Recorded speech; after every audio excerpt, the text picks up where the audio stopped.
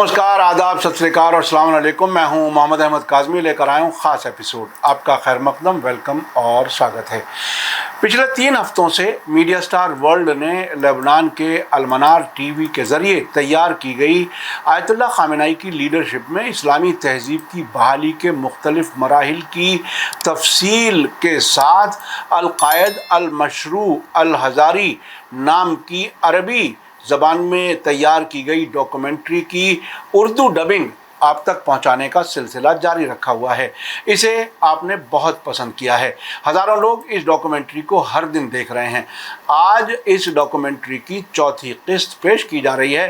5 और किस्तें आने वाले हर ट्यूसडे 2 बजे पेश की जाती रहेंगी। इस डॉक्यूमेंट्री में ईरान के सुप्रीम लीडर आयतुल्लाह ख़ामेनी की खिदमात और नज़रियात को आवाम तक पहुंचाने की कोशिश की गई है।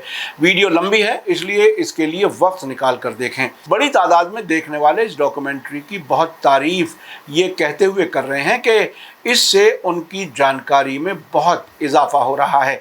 अगर आपने अभी तक media star world YouTube channel subscribe नहीं किया है तो सब्सक्राइब कर लें और घंटी दबाना ना भूलें ताकि हमारी हर नई वीडियो का नोटिफिकेशन आप तक पहुंच सके। आइए देखते हैं आयतुल्लाह ख़ामेनी की लीडरशिप में इस्लामी तहज़ीब की बहाली के मुख्तलिफ मराहिल के बारे में अलमनार टीवी के ज़रिए तैयार की गई ख़ास डॉक्यूमेंट्री की चौथी किस्त। खित्ते में ईरान की पैदावारी सलाहियत का कोई मवाजना किसी मुल्क से नहीं किया जा सकता। गाड़ियों की सनत हो,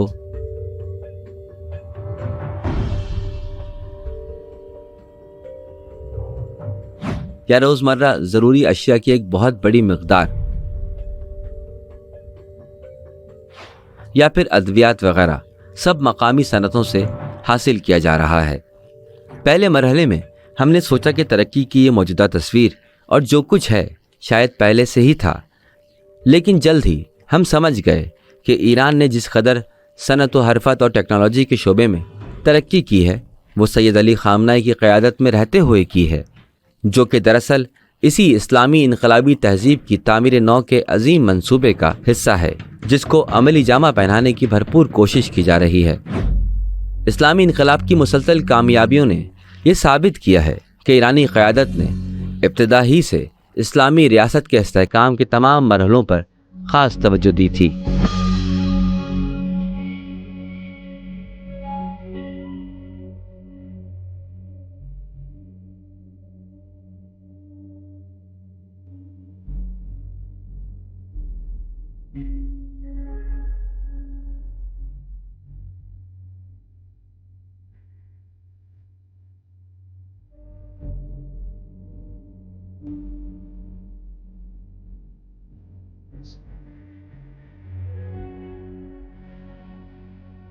منظور از دولت اسلامی این است که بر اساس اونچه که در دوره تعیین نظام اسلامی به وجود آمد یک قانون اساسی درست شد، نهادها و بنیانهای اداره کشور و مدیریت کشور معین شد. این مجموعه نهادهای مدیریتی دولت اسلامی است. منظور از دولت در اینجا قوه مجریه فقط نیست، مجموعه دستگاه‌های مدیریتی کشور که اداره کشور را بر عهده دارند، نظامات گوناگون اداره کننده کشور. इसमें कोई शक नहीं कि इस्लामी जमहूरिया ईरान को शुरू से ही बड़े सख्त किस्म के हालात का सामना रहा है, लेकिन इस्लामी इनकलाब के रहबर हज़रत आयतुल्लाह सैयद अली ख़ामेनी ने ईरान को सियासी, मुआशी और अस्करी एतबार से बहुत मजबूत मुल्क बना दिया है। हिसाब लगाएं, इस सूरत हाल में एक मुल्क आता है, एक पार्टी बास पार्टी आती है और आपके मुल्क को तकरीबन 1000 बिलियन डॉलर का नुकसान पहुंचाती है और आपकी मईशत तबाह हो जाती है। जंग के बाद ये हमारा बुनियादी मसला था और आज तक हम इस दौर के नुकसानात पूरे कर रहे हैं।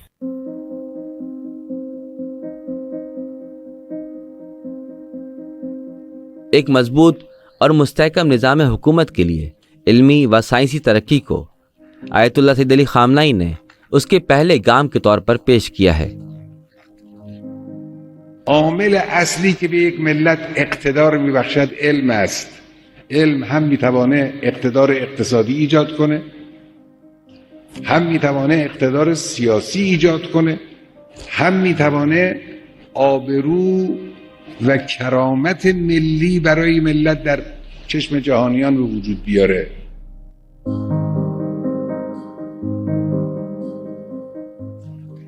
ایک اور نقطہ میں بتاؤں کہ آقائے خامنائی حفظہ اللہ دین کے حوالے سے ایک روحانی علمی انسانی نگاہ رکھتے ہیں.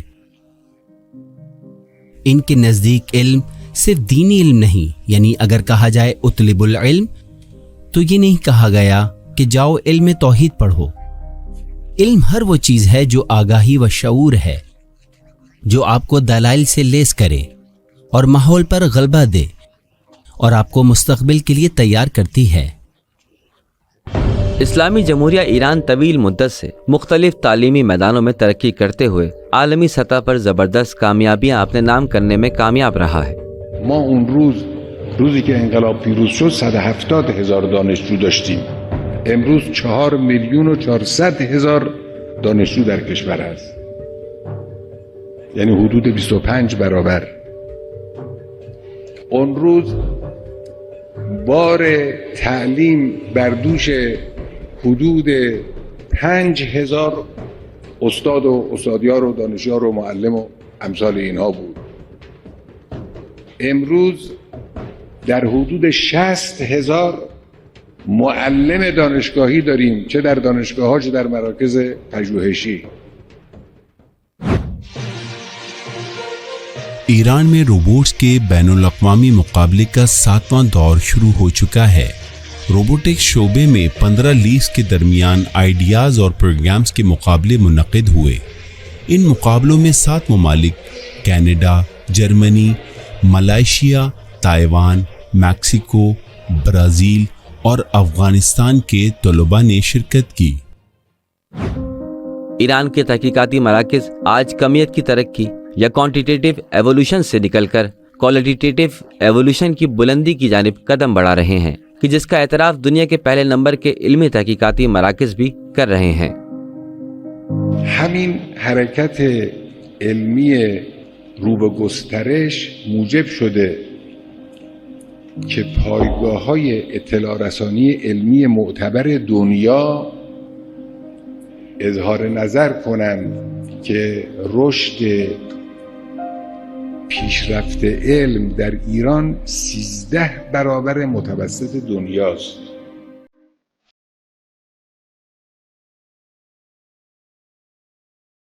تیار رہو.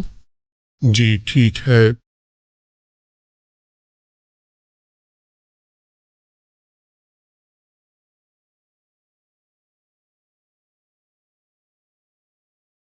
میں روبوٹ فیملی میں چوتھی نسل کا ایک روبوٹ ہوں. میری ذہانت انسانی ذہانت کی درسی ہے. یہ پروجیکٹ صدارتی، سائنسی و تکنیکی سرپرستی کے تحت تہران یونیورسٹی کے شعبہ جدید سائنس اور ٹیکنالوجی میں مختلف تکنیکی ماہرین کی کوششوں سے مکمل کیا گیا ہے. مجھ میں پچھلی نسل کے مقابلے میں بہت سی بہتری پائی جاتی ہے.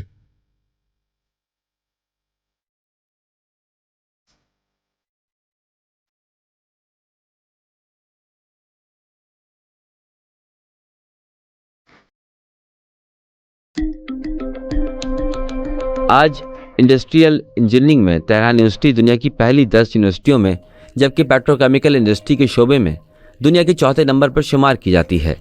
اسی طرح امیر کبیر یونیورسٹی برائے ٹیکنالوجی اینڈ سائنس اور مٹیریل انجینئرنگ میں دنیا کے 5ویں نمبر پر تہران یونیورسٹی کا نام آتا ہے.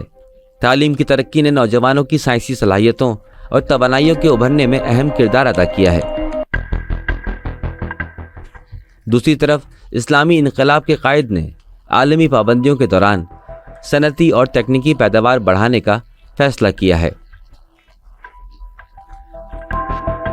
اگر ما بتوانیم این رابطه صنعت و دانشگاه رو، صنعت و مراکز تحقیق رو، یا به معنای عام صنعت و علم را، اگر بتوانیم این رابطه رو به صورت کامل برگزار کنیم، این به این صورت خواهد بود که هم دستگاه‌های صنعتی ما.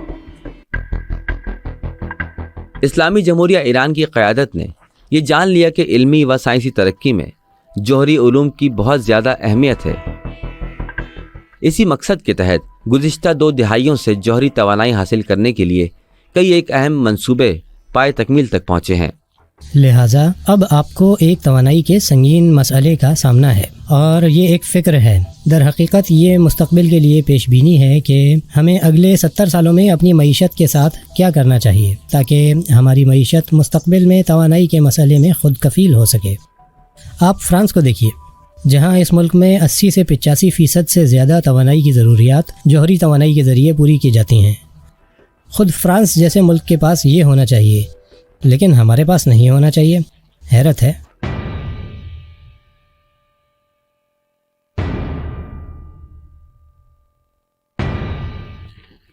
ایران میں روز بروز ہونے والی علمی و ٹیکنالوجی ترقی نے واشنگٹن اور اس کے اتحادیوں میں بے چینی اور تشویش پیدا کر دی۔ انہیں مغربی بالادستی اور تسلط ختم ہونے کے خطرے کا احساس ہو رہا ہے۔ وہ سمجھ رہے تھے کہ صدیوں سے جس نظریے کو باور کرانے کی کوشش کی گئی کہ صرف مغربی تہذیب ہی سائنسی ترقی کا راز ہے، وہ یقیناً ختم ہونے جا رہا ہے۔ این نشون دهنده این است که اونا توجه دارن که اگر یک کشوری را بخواهند تحت سیطره اقتصادی و سیاسی نگه دارن، راهش این است که نگذارن از لحاظ علمی پیشرفت کنه۔ واشنگٹن نے ایران میں ہونے والی روز افزوں علمی و سائنسی ترقی کو روکنے کے لیے ایٹمی پروگرام کے بہانے سے روڑے اٹکانا شروع کر دیے۔ میں باضابطہ طور پر ایران کے ساتھ تمام تجارتی اور سرمایہ کاری تعلقات ختم کرنے کا اعلان کرتا ہوں۔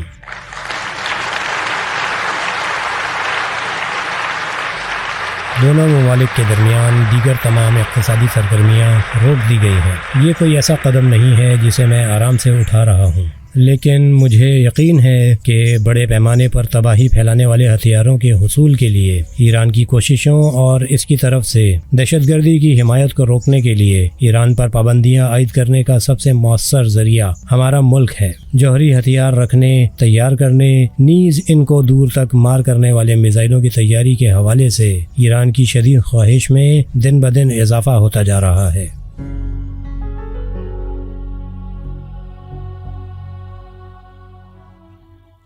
جارج فریڈمن کے بقول امریکہ کا ایران کے ساتھ مسئلہ جوہری ہتھیار نہیں، ایران کے ساتھ امریکہ کا مسئلہ یہ ہے کہ ایران نے ثابت کر دیا ہے کہ وہ نہ صرف امریکہ سے رابطے کے بغیر بلکہ امریکہ کے ساتھ ٹکراؤ اور دشمنی کے باوجود تکنیکی، سائنسی اور عسکری اعتبار سے خطے کا سب سے زیادہ طاقتور ملک بن سکتا ہے۔ یہ ہے امریکہ کا مسئلہ۔ اسلامی انقلاب کے رہبر نے بار بار یہ بات واضح کی ہے کہ اسلامی جمہوریہ ایران بالکل بھی جوہری ہتھیار بنانے کا ارادہ نہیں رکھتا، کیونکہ ہم سمجھتے ہیں کہ ایٹمی ہتھیار کا رکھنا اور ان کا استعمال کرنا اسلامی شرعی قوانین کی خلاف ورزی ہے۔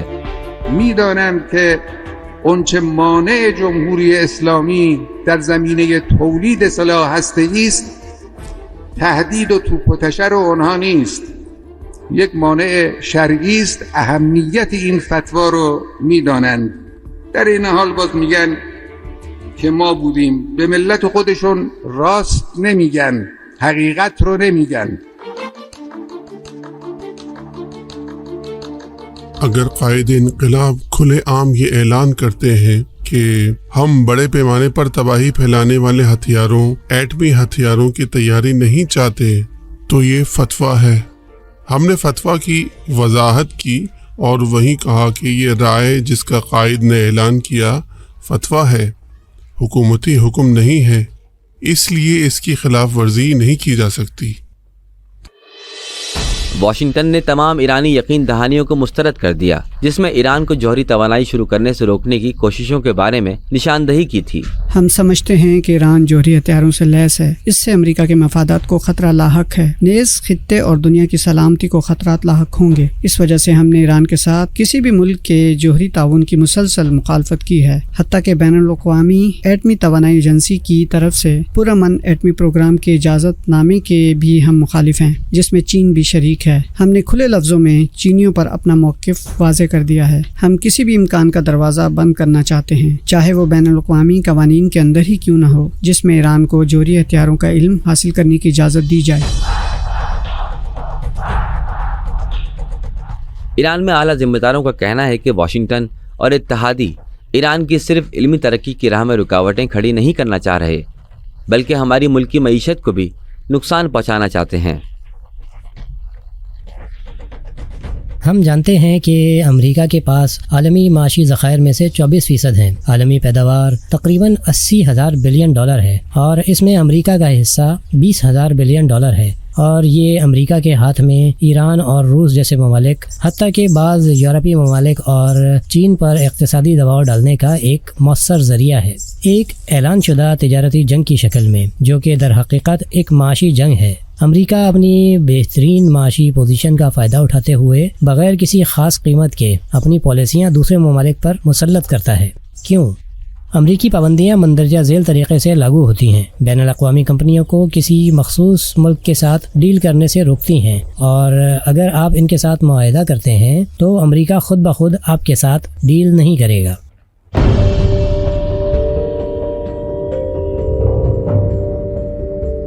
نتیجه ای که اونها میخوان از فشار اقتصادی بگیرن، این رو درست توجه کنید. مسئله اونها از فشار اقتصادی و تحریم زیر فشار قرار دادن صرفاً دستگاه دولت و حکومت نیست. میخوان ملت ایران رو به سطوح بیارن به خیال خودشون. میگن ملت ایران رو به سطوح بیاریم تا نظام اسلامی ناچار بشود تسلیم زورگویی های ما بشه. هدفشون اینه. نه ملت رو شناختند، نه نظام رو شناختند.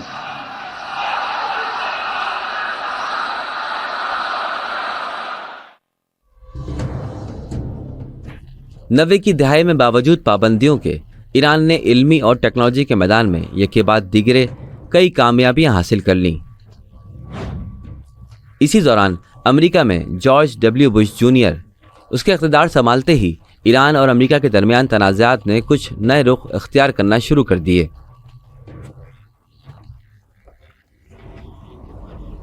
ہم ریاست ہائے متحدہ امریکہ کے صدر کا استقبال کرتے ہیں۔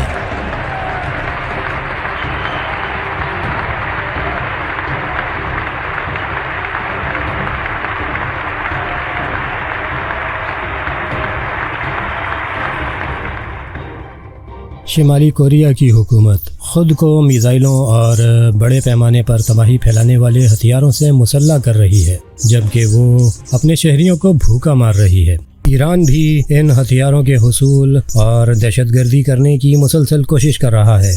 عراق اپنی امریکہ دشمنی اور ایران کی حمایت کے بارے میں شیخی بگاڑ رہا ہے۔ عراقی حکومت ایک دہائی سے زیادہ عرصے سے اینتھراکس بیکٹیریا، کیمیائی گیس اور جوہری ہتھیار تیار کرنے کا ارادہ رکھتی ہے۔ اس طرح کے ممالک اور ان کے دہشت گرد اتحادی دنیا کے امن کو خطرے میں ڈالنے کے لیے خود کو شیطانی ہتھیاروں سے لیس کرنے کا محور ہے۔ یہ دنیا کی خطرناک ترین حکومتیں ہیں جو ہمیں دنیا کے انتہائی تباہ کن ہتھیاروں سے ڈراتی ہیں۔ جارج ڈبلیو بش کا خیال تھا کہ امریکہ کی عسکری طاقت مغربی ایشیا میں اس کے مخالفین کو گھٹنے ٹیکنے پر مجبور کر سکتی ہے، اور یوں اس کا پہلا نشانہ عراق بنتا ہے۔ میں چند ہفتے بعد وزارت دفاع میں جنرل سے ملنے واپس گیا، اور اس وقت بھی ہم افغانستان پر بمباری کر رہے تھے۔ میں نے کہا، کیا ہم اب بھی عراق پر حملہ کرنے والے ہیں؟ کہا، معاملہ اس سے بدتر ہے۔ اس نے اپنی میز کی طرف ہاتھ بڑھایا اور کاغذ کا ٹکڑا اٹھاتے ہوئے کہا، اب یہ مجھے اوپر سے ملا ہے۔ اس کا مطلب وزیر دفاع کا دفتر تھا۔ انہوں نے کہا، یہ ایک یادداشت ہے جس میں بتایا گیا ہے کہ ہم کس طرح 5 سالوں میں 7 ممالک کو زیر کریں گے، عراق سے شروع ہو کر شام، لبنان، لیبیا، صومالیہ، سوڈان اور پھر ایران پر ختم کریں گے۔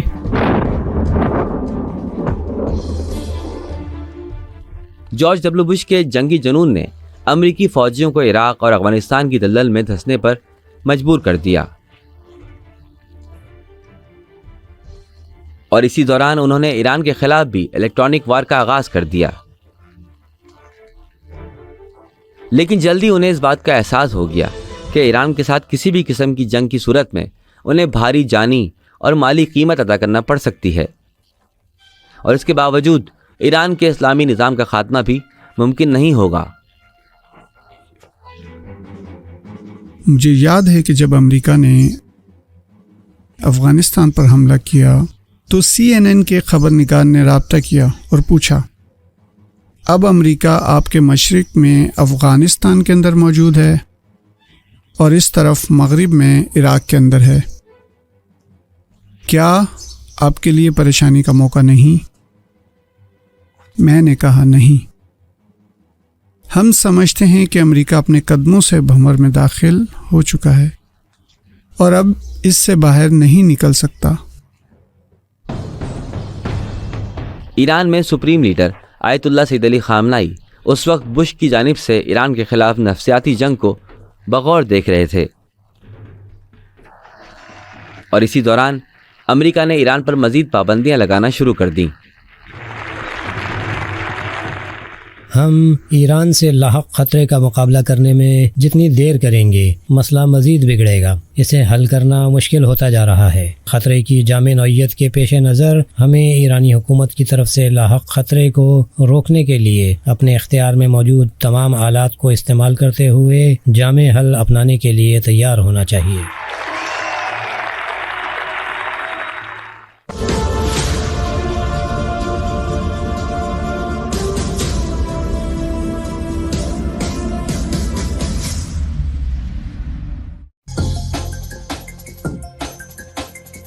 واشنگٹن اور اتحادی صبح شام ایران کو ایٹمی ٹیکنالوجی کے حصول سے روکنے کی کوششوں میں لگے ہوئے تھے۔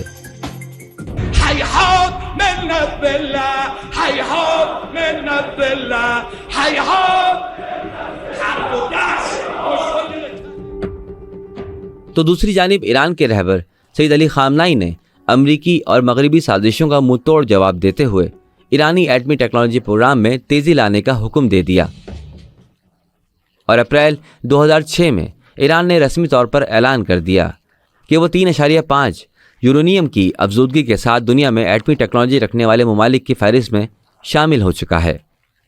میں نے سرکاری طور پر اعلان کیا ہے کہ ہم ایک ایٹمی ملک ہیں، ہمارے پاس 0 سے 100 یورینیم افزودگی کی جوہری ٹیکنالوجی موجود ہے۔ ہم اسے پرامن مقاصد کے لیے استعمال کریں گے، جیسے کہ توانائی، ادویات، زراعت اور دیگر شعبہ جات ہیں۔ بین الاقوامی ایجنسی کے کیمرے بھی وہاں موجود ہیں اور ہماری سرگرمیوں کی مسلسل نگرانی کر رہے ہیں۔ آپ بھی آ کر دیکھ سکتے ہیں، ہماری سرگرمیاں شفاف اور کھلی ہوئی ہیں۔ ہم بعض دوسروں کے جیسے نہیں ہیں کہ اس کام کو چھپا کر رکھیں۔ ہمارے پاس جو کچھ ہے وہ کھلا ہے، یہی چیز ہماری سچائی اور پرامن ارادوں کا ثبوت ہے۔ مغربی ملکوں نے ایران کے ایٹمی ٹیکنالوجی پروگرام کو روکنے کے لیے ہر قسم کا دباؤ بڑھانے کی کوشش کی۔ ایران کو جس وقت میڈیکل شعبے کے لیے 20% یورینیم کی ضرورت تھی، تو اس کے حصول کے لیے مغربی ملکوں نے مختلف قسم کی سخت شرائط عائد کر دیں۔ شاید یادتون باشه اون روزی که ما احتیاج داشتیم به اورانیوم غنی سازی شده 20% برای علاج بیماری ها نیاز داشتیم، یعنی موجودی 20% ما نزدیک تمام شدن بود، بایستی 20% رو تهیه می کردیم. از کجا تهیه کنیم؟ بایستی از کشورهای بیگانه مثل آمریکا، مثل اروپا و امثال اینها این رو تهیه می کردیم. انواع و اقسام اشکالات رو سر راه ما گذاشتن، انواع و اقسام شروط و موانع را سر راه ما گذاشتن برای اینکه فهمیدن ما احتیاج داریم. جمهوری اسلامی به جوانهای خودش اعتماد کرد و این رو از اونها خواست.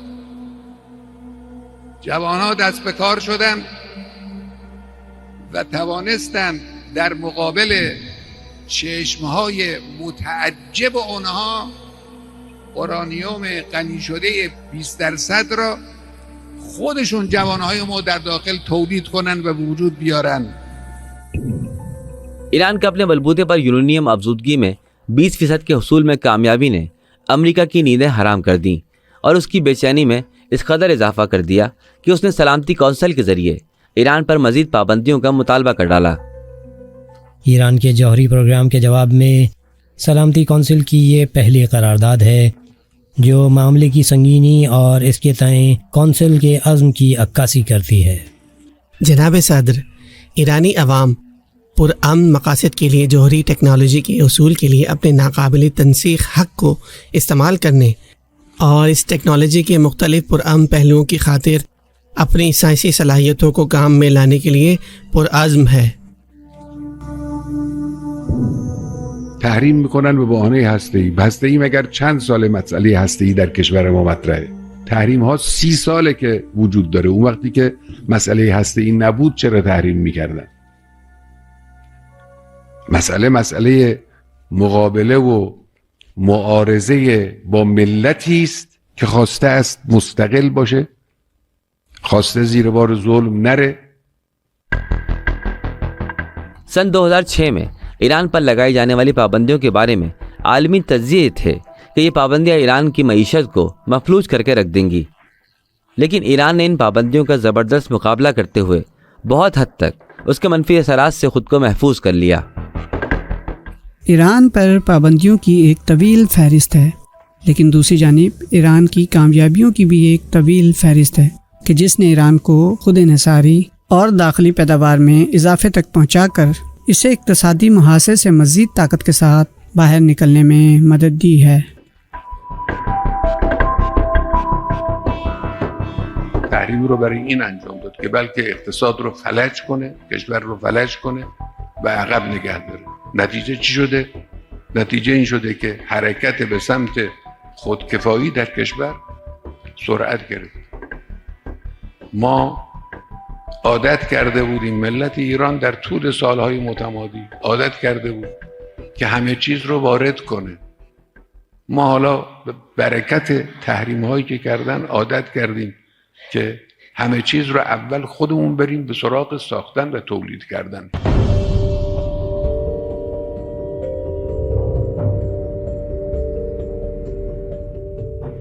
سن 2008 میں امریکہ اور کچھ مغربی ممالک سخت قسم کے مالی بحران کا شکار ہوئے، جبکہ ایران نے اس وقت اقتصادی محاصرے کے خلاف زبردست قسم کے اقدامات اٹھانے میں کامیابی حاصل کر لی تھی۔ مختلف ممالک میں ایسی کمپنیاں اور لوگ موجود ہیں جو ایران کے ساتھ خریداری کے لین دین میں ثالث یا دلال ہیں، لہٰذا اقتصادی بائیکاٹ کے اثرات کو زائل کرنے کے لیے ایران کے پاس جو راستہ دستیاب ہے ان میں سے ایک یہ ہے کہ ان بروکر کمپنیوں سے معاہدہ کیا جائے جو مختلف شعبوں میں سرگرم ہیں۔ اس طرح ہم عائد کردہ پابندیوں سے بچ سکتے ہیں۔ ایران کے اقتصادی محاصرے کے خلاف جنگ میں رہبر معظم آیت اللہ سید علی خامنہئی نے مزاحمتی ادویات میں اضافہ کرتے ہوئے مزاحمتی معیشت کی اصطلاح بیان فرمائی۔ برای اینکه مردم را از دولت جدا کنن، از نظام جدا کنن، فاصله و شکاف ایجاد کنن، دنبال این هستن که در مسئله اقتصادی کشور مشکل ایجاد کنن. پس جهاد اقتصادی لازمه، یعنی همین مبارزه، همین پیکار، منتها جهادگونه، با همه توان، با همه وجود، با قصد خالص، با فهم و بصیرت این که داریم چه کار میکنیم۔ دفاعی معیشت کا مطلب یہ ہے کہ آپ معیشت کو اس طرح ڈیزائن کریں کہ بیرونی معاشی دباؤ کے نتیجے میں آپ کو نقصان نہ پہنچے۔ اس کی ایک مثال 2009 میں پیٹرول کے حوالے سے امریکہ کی طرف سے پابندیوں میں پہلا قدم پیٹرول پر پابندی تھا۔ ایران جو تقریباً 2 ملین لیٹر پیٹرول درآمد کر رہا تھا، امریکہ ہم پر پابندی لگانا چاہتا تھا۔ پھر ملک نے پیٹرول بنانا شروع کر دیا۔ ایران نے پیٹروکیمیکل فیکٹریوں کو پیٹرول پیدا کرنے والے کارخانوں میں تبدیل کر دیا، اور اس کی وجہ سے ایران کی پیٹرول کی کھپت ملکی پیداوار پر منحصر ہو گئی۔ یوں بائیکاٹ کا ہتھیار امریکیوں کے ہاتھ سے نکل گیا۔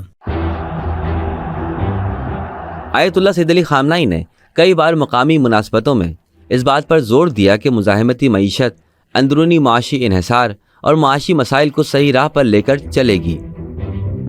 نفت، وابستگی ما به درآمد نفت یکی از بزرگترین بلیات اقتصاد ما و نه فقط اقتصاد ما، بلیات عمومی کشور ماست. من یه وقتی چند سال قبل از این گفتم، البته اون وقت مسئولین دولتی هیچ استقبال نکردن از این حرف. یہ چیز وجہ بنتی ہے کہ تمام توجہ صنعت کی طرف ہو جائے اور حکومتی اخراجات، ٹیکسوں اور اندرونی محصولات کے ذریعے پورے کیے جائیں۔ اگر ہم نے یہ کام کیا ہوتا تو اب ہم ایک ترقی یافتہ ملک بن چکے ہوتے، لہٰذا ابھی ترقی یافتہ معیشت تک نہیں پہنچے۔ چونکہ ہم نے اس پالیسی پر عمل نہیں کیا، اس لیے ایک طرف ترقی کی سیڑھی نہیں چڑھ سکے اور دوسری طرف بیرونی دباؤ کا شکار ہیں۔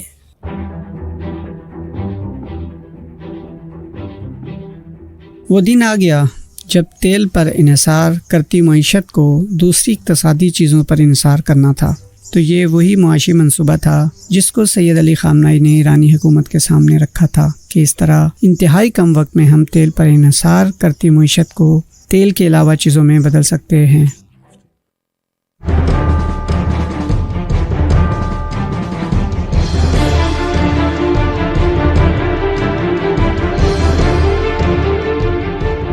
دنیا نے عراقی تاریخ، مشرق وسطیٰ کی تاریخ اور آزادی کی تاریخ میں بڑے بڑے واقعات دیکھے ہیں۔ عراق میں جمہوریت کا عروج پورے مشرق وسطیٰ میں اصلاح پسندوں کو امید دیتا ہے، جبکہ تہران اور دمشق کو بہت مختلف پیغام دیتا ہے۔ اسلامی جمہوریہ ایران کا کہنا ہے کہ اسلامی انقلاب کے 40 سال بعد بھی ہم آج تک معاشی خود انحصاری کی کوشش میں ہیں، کیونکہ معاشی استحکام ہی سیاسی خود مختاری کو محفوظ کر سکتا ہے۔ ہم نے ملک کے تمام بنیادی شعبوں میں آزادی حاصل کی۔ سیاسی طور پر ہم نے اسلامی انقلاب کے بعد سیاسی آزادی حاصل کی۔ دوسرے مرحلے کی تکمیل تک پہنچنے کے لیے ہمیں معاشی، سماجی اور ثقافتی آزادی حاصل کرنا ہوگی۔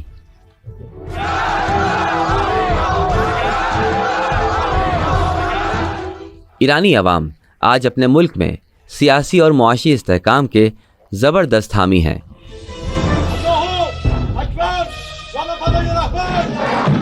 لیکن وہ یہ بھی سمجھتے ہیں کہ ان اہداف کا حصول مضبوط عسکری دفاعی قوت کے بغیر ممکن نہیں ہوگا۔ وَأَعِدُّوا لَهُمْ مَا اسْتَطَعْتُم مِّن قُوَّةٍ وَمِن رِّبَاطِ الْخَيْلِ تُرْهِبُونَ بِهِ عَدُوَّ اللَّهِ وَعَدُوَّكُمْ۔ آمادگی شما، ابراز قدرت شما دشمن رو به عقب نشینی وادار میکنه، دشمن رو میترسانه. این اون دستوری است که قرآن به ما داده است، باید این آمادگی ها رو روز به روز افزایش بدیم. یہ وہ دور تھا کہ جب صدام حسین نے نوزائیدہ اسلامی جمہوریہ ایرانی حکومت پر اچانک حملہ کر کے سب کو حیرت میں ڈال دیا، جبکہ اسلامی جمہوریہ ایران اس وقت اپنے دفاع کے لیے نہ تو ضروری اسلحہ رکھتا تھا اور نہ ہی اس کے لیے تیار تھا۔ جنگ کے ابتدائی دنوں میں صدام کی افواج کے مقابلے میں ہمارے وسائل اور ہتھیار بہت کمزور تھے اور ان میں سے کچھ استعمال کے قابل نہیں تھا۔ شاہ نے یہ ساز و سامان اور صلاحیتوں کو امریکہ سے خریدنے کے لیے اربوں ڈالر ادا کیے تھے اور ان کو ذخیرہ کیا تھا۔ جنگ شروع ہونے پر ان میں سے کچھ استعمال کے قابل نہیں تھا۔ ہم نے دریافت کیا کہ اگر ہم خاردار تار خریدنا چاہتے ہیں تو کوئی ہمیں فروخت نہیں کرے گا، کیونکہ انہوں نے ہم پر پابندی عائد کر رکھی تھی۔ 8 سالہ مسلط شدہ جنگ کے خاتمے کے بعد اسلامی جمہوریہ ایران نے اپنی افواج کو مسلح کرنے کے لیے اسلحہ سازی کی جانب توجہ دینا شروع کی۔ امام خمینی اور رہبر انقلاب کی ہدایات اس بات کی طرف اشارہ ہیں کہ ہمیں اپنی ضرورت کے مطابق ہتھیاروں کی تیاری کے ذریعے خود کفالت حاصل کرنی چاہیے۔ ہم نے اپنی امریکی دشمنی کے آغاز میں خاردار تاروں سے لے کر سارا ابتدائی ساز و سامان تیار کرنا شروع کر دیا تھا۔ وہ کوشش کر رہے تھے کہ انقلاب کے آغاز سے ہی ہمیں خاردار تاریں بھی بنانے سے روکیں، لیکن ہم نے اپنا ارادہ پورا کیا۔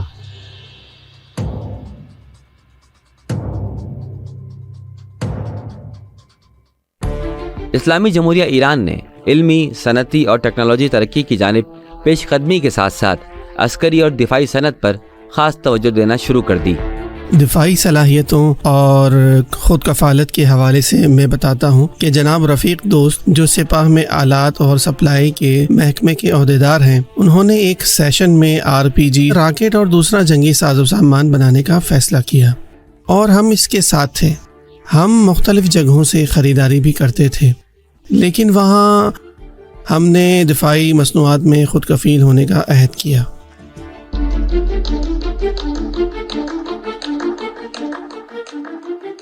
اولین مؤسسه جهاد خودکفایی نیروهای مسلح در نیروی هوایی به وجود آمد. کادرهای پروازی یک جور، کادرهای فنی یک جور ارزش آفریدند.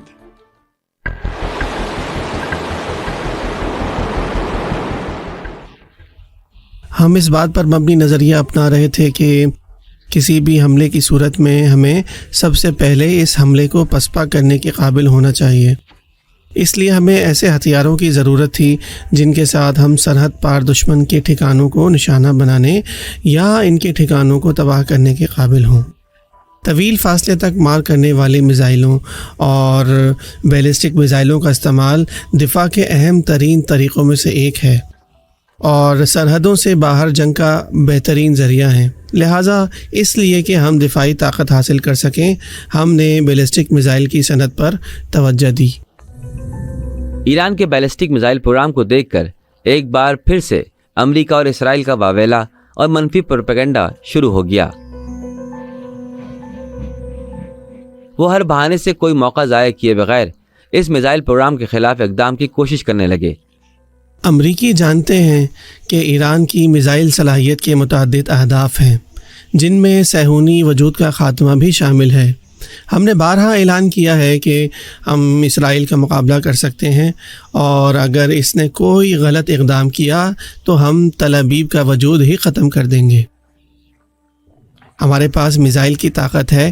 اس وقت ہمارے خطے میں امریکی کیمپ ہیں جس پر ٹرمپ نے کہا کہ اس نے $8 ٹریلین خرچ کیے ہیں، لیکن ہمارے میزائلوں کی طاقت کے سامنے یہ بیکار ہیں، وہ ان سے کوئی فائدہ نہیں اٹھا سکتے۔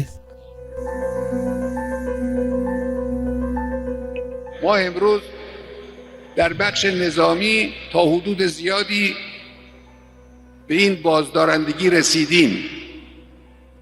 اینی هم که میبینید رو مسئله موشک و از این حرفا اصرار میکنن به خاطر همینه.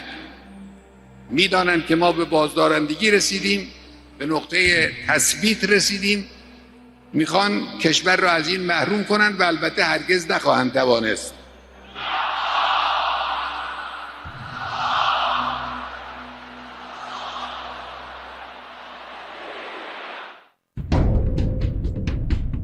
اسلامی جمہوریہ ایران کا کہنا ہے کہ ہر اس حملہ آور کے لیے جو کوئی ایران پر حملے کا سوچتا ہے، انہوں نے ایک سرخ لکیر کھینچ رکھی ہے۔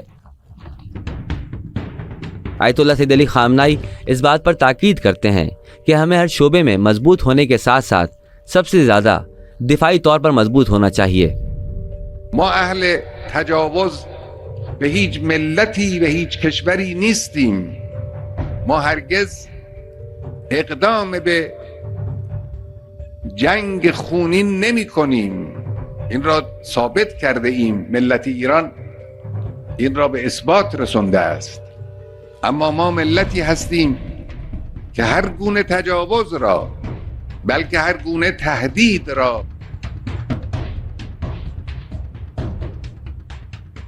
جو حکومت کسی بھی استکباری نظام کا خالی ہاتھوں سے مقابلہ کرے گی اسے ضرور نقصان پہنچے گا۔ اس لیے جمہوری اسلامی ایران نے بھرپور دفاعی صلاحیتوں کو حاصل کیا۔ اس کی تمام عسکری حکمت عملی دفاعی ہے۔ جمہوری اسلامی ایران کو دیکھا جا سکتا ہے کہ اس نے آج اقتصادی، علمی، سیاسی اور عسکری میدانوں میں واضح طور پر ترقی حاصل کر لی ہے، اور ان تمام کامیابیوں کے پیچھے یہ اسلامی انقلاب کے قائد ہیں جن کی خاص توجہ اور رہنمائی کار فرما دکھائی دیتی ہے۔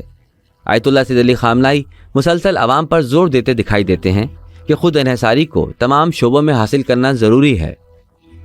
سیاسی اور سماجی مسائل میں پہلے کی نسبت بہت حد تک اسلامی انقلاب نے کامیابیاں سمیٹ لی ہیں، لیکن انہیں اب تک مسلط کردہ جنگ اور پابندیوں کی وجہ سے موقع نہیں مل پایا تھا کہ وہ اقتصادی اور عسکری میدان میں بھی آگے بڑھتے۔ تاہم جوں ہی وہ جنگ سے باہر نکلے، انہوں نے محسوس کیا کہ ملکی ضروریات کو پورا کرنے کے لیے بڑی تعداد میں صنعتیں لگانے کی ضرورت ہے، غذائی اجناس ہوں یا پھر عسکری ضرورتوں کو پورا کرنا ہو۔ دونوں شعبوں میں ایران مسلسل ترقی کرتا جا رہا ہے۔ غذائی اور عسکری شعبہ جات میں خود کفیل ہونے سے ہی امنیت کے مسائل بطور احسن حل ہو سکتے ہیں۔ اسلامی جمہوریہ ایران کو اس وقت معاشی، صنعتی اور ٹیکنالوجی کے میدانوں میں ترقی کی سمت تیز رفتاری سے آگے بڑھنے پر اطمینان ہے، لیکن اسلامی انقلاب کے قائد کا کہنا ہے کہ اس مادی ترقی کو ایسی اخلاقی تربیت کے ہمراہ ہونا چاہیے کہ ہمارے معاشرے میں طبقاتی فرق پیدا نہ ہو، جس کے ذریعے کچھ انسان دوسرے انسانوں پر مسلط ہو جائیں۔ جب آپ انسان سے معنویت اور روحانیت چھین لیتے ہیں تو آپ جس چیز کا سامنا کر رہے ہیں وہ ایک 2 ٹانگوں والا جانور ہے، وہ اب انسان نہیں رہا۔ اس کا دوسرے جانوروں اور حیوانوں سے کوئی حقیقی فرق نہیں ہے۔ وقتی نگاه مادی شد، سود پرستانه بود، دور از معنویت بود، دور از اخلاق انسانی بود، نتیجه این می شود که قدرت نظامی و قدرت سیاسی و قدرت اطلاعاتی در راه به زنجیر کشیدن ملت ها به کار می رود. تمدن غرب در این چند قرن اخیر که به اوج رسیده هیچ هنری غیر از این نداشته است.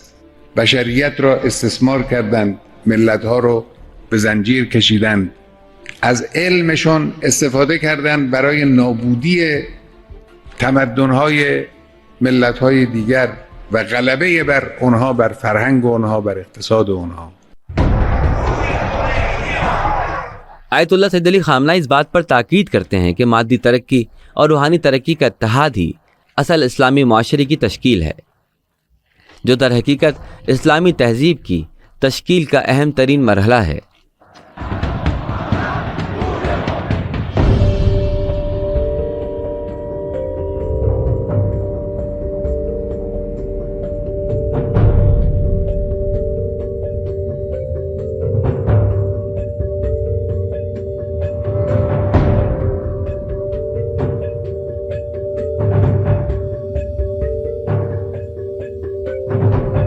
میڈیا اسٹار ورلڈ کی آج کی پیشکش کیسے لگی کمنٹس میں ضرور لکھیں۔ تھینک یو، دھنیہ شکریہ، جے بھارت، جے ہند۔ میڈیا اسٹار ورلڈ کی اور ویڈیو دیکھنے کے لیے ہمارے چینل کو سبسکرائب کریں اور سیدھے نوٹیفیکیشن پانے کے لیے بیل آئیکن دبائیں، اور اگر ہماری خبر سچی اور اچھی لگے تو اپنے واٹس ایپ، انسٹاگرام، فیس بک اور ٹویٹر اکاؤنٹ پر ضرور شیئر کریں۔